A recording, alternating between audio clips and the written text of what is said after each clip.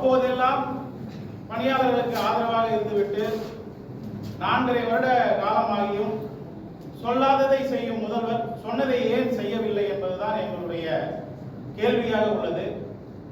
தமிழகம் முழுவதும் அரசினுடைய திட்டங்களை மக்களுக்கு சிந்தாமல் சிதறாமல் கொண்டு சேர்க்கின்றனர் ரேஷன் கடை பணியாளர்கள்.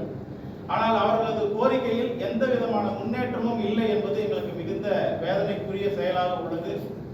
அது மட்டுமின்றி தமிழகம் முழுவதும் POS கருவியுடன் ப்ளூடூத் எடைத்தராசோடு இணைத்ததுனால பொதுமக்கள் மிகுந்த சிரமத்தோடு பொருட்களை பெற்று செல்கின்றனர். ஒரு பொருளுக்கு பொருட்களை விநியோகிப்பதற்கு குறைந்தது 15 நிமிடம் ஆகிறது. இதனையும் கண்டுகொள்ளவில்லை.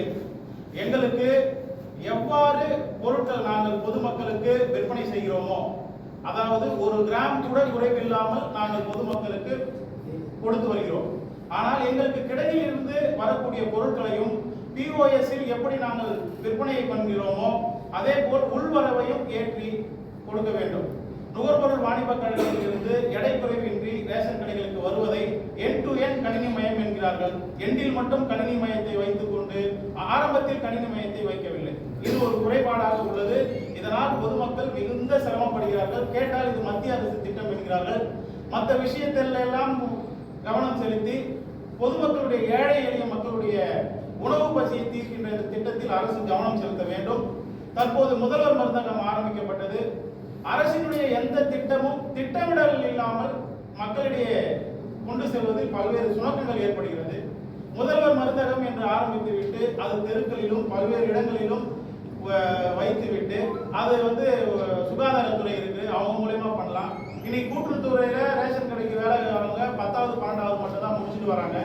அவர்களை வைத்து மருந்தகங்கள் நடத்துறாங்க. அதுல மருந்தகங்கள் விற்பனை குறையும் போது ஒரு நாளைக்கு 100 ரூபாய்க்கு பில் போடணும், 200 ரூபாய்க்கு பில் போடணும்னு சொல்லி பணியாளர்களை ரொம்ப துன்பப்படுத்துறாங்க. இந்த மாதிரி முதல்வர் மருந்தகத்துக்கு தனியா ஒரு துறை இருக்கும்போது கூட்டுறவுத்துறைக்கு ஏன் வழங்குறாங்கன்னு தெரியல. இது மட்டும் இல்ல, தோட்டக்கலைத்துறை இருக்கு, ஆனா பண்ணை பசுமை காய்கறி கடை ரேஷன் கடைக்காரர் நடத்துறாங்க. சமூக நலத்துறை இருக்கு, ஆனா காலை உணவு திட்டத்தை ரேஷன் கடைக்காரர் நடத்துறாங்க.